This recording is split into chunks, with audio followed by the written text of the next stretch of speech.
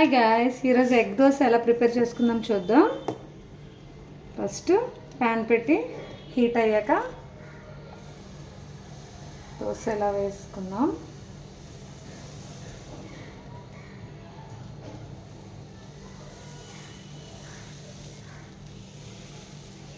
తర్వాత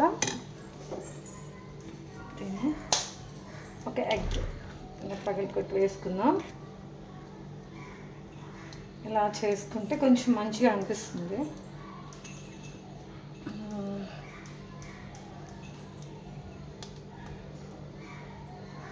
వేసాక కొంచెం లైట్గా సాల్ట్,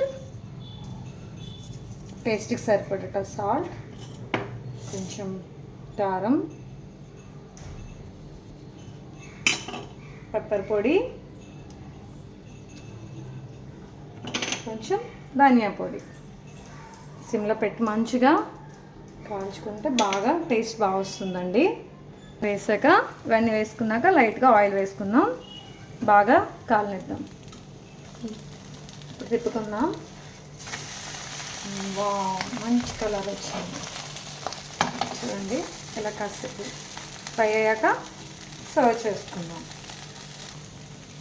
ఇప్పుడు తీసేసుకుందాం. అయిపోయింది. మంచి కలర్ చూడండి ఎంత బాగుందో. ప్లేట్లో వేసుకుందాం. చూడండి ఎంత కలర్ఫుల్గా ఉంది కదా.